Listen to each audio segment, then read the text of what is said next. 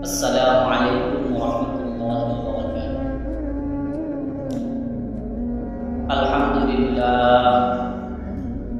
আলহামদুলিল্লাহ ওয়া কাফা ওয়া সালামুন আলা ইবাদিহিল্লাযীনা ইসতাফা। আম্মা বা'দু ফাআউযু বিল্লাহি মিনাশ শাইতানির রাজীম।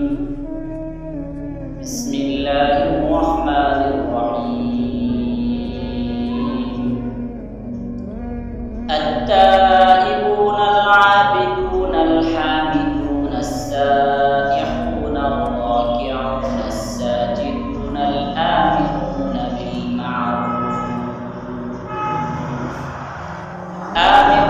بالمعروف والناهون عن المنكر. صدقت يا رب العالمين. আলহামদুলিল্লাহ, আগরপুর তেমনিপাড়া উদ্যোগে পঞ্চম বার্ষিক ইসলামী মহাসম্মেলনের সম্মানিত সভাপতি হযরত মাওলানা পীর ইসলাম সাহেব দামাত বারাকাতুহু আজকের মাহফিলে প্রধান অতিথির আসন গ্রহণ করবেন। হযরত আল্লামা হযরত মাওলানা মুফতি আতিকুল্লাহ সাহেব হাফিজাহুল্লাহ, আরো বিশিষ্ট উলামায়ে কেরাম, আমন্ত্রিত উলামায়ে কেরাম অনেকেই মূল্যবান তাকরীর পেশ করবেন। উপস্থিত আছে জাতির জাগ্রত সৈনিক উলামায়ে কেরাম এবং দিন প্রিয়, ইসলাম প্রিয় মুমিন মুসলমান ভাইরা। উপস্থিত আছেন কচিকাঁচা বাচ্চারা এবং পর্দানিশীল মা ও বোনেরা।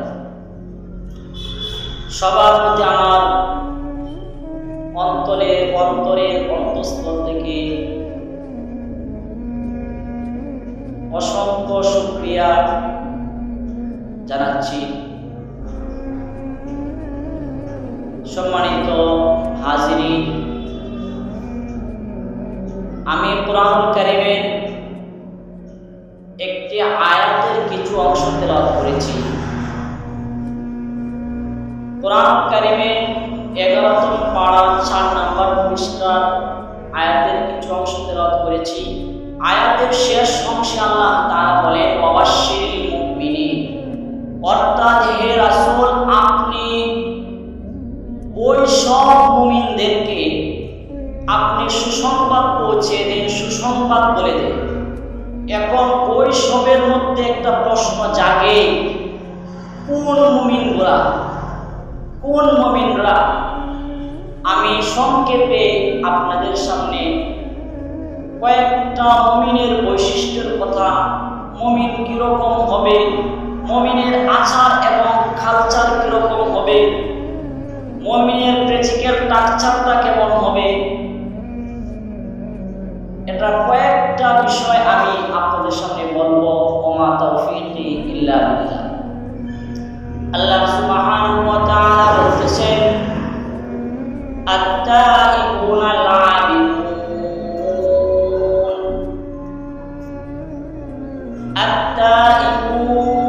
মুমিন তো সেই হবে, মুমিনের অবস্থা তো এরকমই হবে।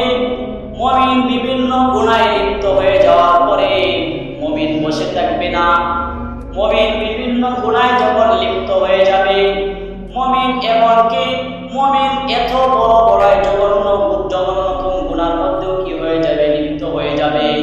লিপ্ত হয়ে যাওয়ার পরেও মুমিন তার মুমিনত্বকে কি করবে না? হারিয়ে যাবে না। মুমিন গুনাহ করার পরে মুমিনের ভিতরে কি হবে? তার ভিতরে আল্লাহর মায়া এবং তার গুনার প্রতি অনুতপ্ত আসবে। আর মুমিন বলবে, আল্লাহ বলতেছেন মুমিনের গুণ তো এরকমই হবে। আত-তাইবুন, মুমিন তো তওবা করার জন্য ব্যস্ত হয়ে যাবে। মুমিন একের পর এক তওবা করতে থাকবে। তওবার জন্য মুমিন পাগল পারা হয়ে যাবে। আর বলে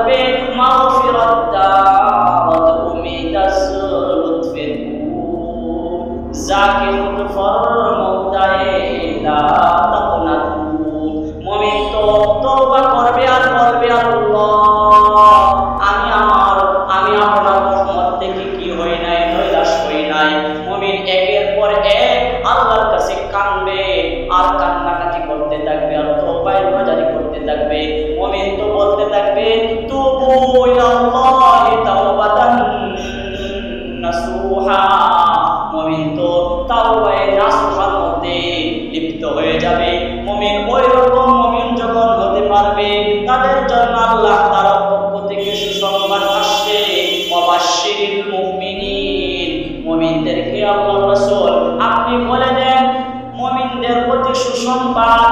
মুমিনরা কি করবে? এক নাম্বার কি? মুমিন তওবায় লিপ্ত হয়ে যাবে, তওবায় লিপ্ত হয়ে যাবে, একের পর এক মুমিন তওবা করতে থাকবে।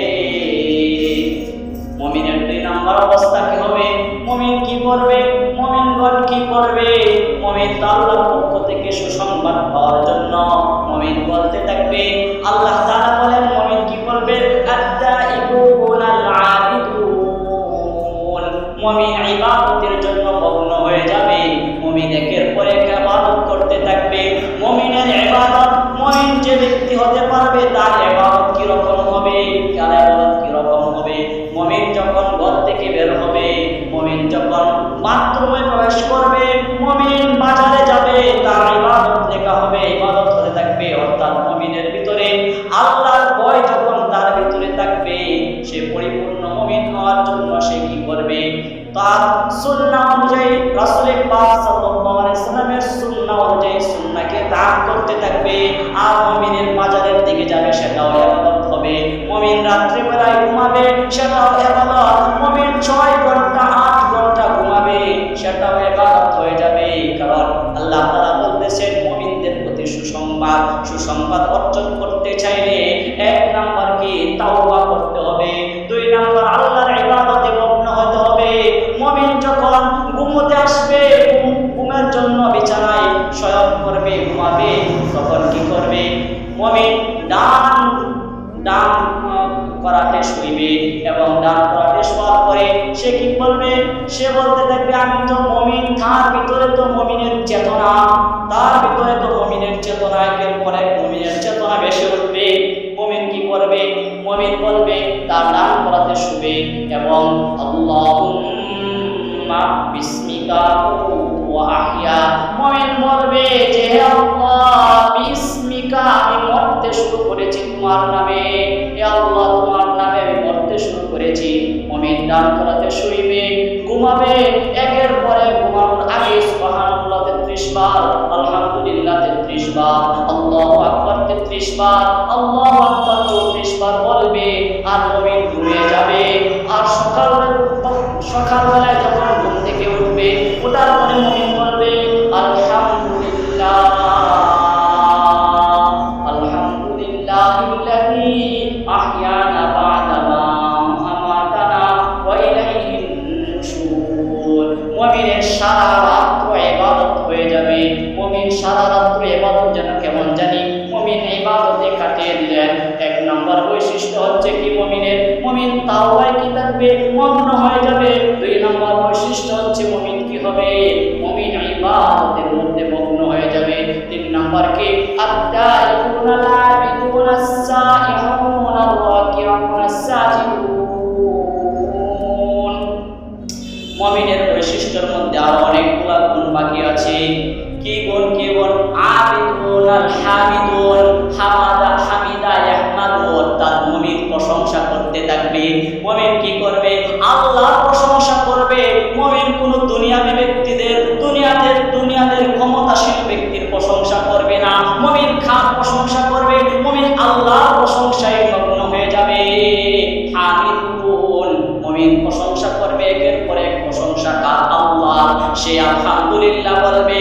সে যখন কোনো খাবার খাইবে, সে খাবার খাওয়ার পরে আলহামদুলিল্লাহ, মুমিন আল্লাহর কৃতজ্ঞতা প্রকাশ করবে, কারণ আল্লাহ তো আমাকে খাবার খাওয়াইছেন। আর মুমিন বলবে, মুমিন যখন বাজার থেকে হেঁটে হেঁটে বাড়িতে আসবে, ওই জায়গায় এসে আল্লাহর শুকরিয়া, আল্লাহর কৃতজ্ঞতা, আল্লাহর প্রশংসা, মুমিন একের পর এক প্রশংসা কার করবে? আল্লাহর প্রশংসা করতে থাকবে। মুমিন কোন দুনিয়ার ব্যক্তির প্রশংসায় লিপ্ত হবে না। মুমিন কখনো দুনিয়াবী ক্ষমতাশীল ব্যক্তিদের কি হবে না? প্রশংসা করার জন্য মগ্ন থাকবে না। মুমিন একমাত্র প্রশংসা করবে কার? একমাত্র প্রশংসা হয়েছে মুমিনের প্রশংসা, আল্লাহর প্রশংসা। আর এইভাবে যখন মুমিন কাজ করতে থাকবে, আল্লাহর পক্ষ থেকে কি হবে? তার প্রতি রাসূল কি বলে দিয়েছেন? ওয়াবাশশিরিল মুমিনিন। হে আল্লাহর রাসূল, হে রাসূল, আপনি বলে দেন, তাদেরকে সুসংবাদ দিয়ে দেন, ওই সকল গুণ এই আয়াতের মধ্যে আল্লাহ তাআলা অনেক গুণের কথাই বলেছেন। সময় স্বল্প থাকার কারণে আর বলতে পারতেছি না। আপনারা মুমিন হওয়ার জন্য আজকের যে তিনটি গুণ বৈশিষ্ট্য বললাম সেগুলোর প্রতি আঁকড়ে ধরুন, তাহলে আল্লাহর পক্ষ থেকে সুসংবাদ আসবে।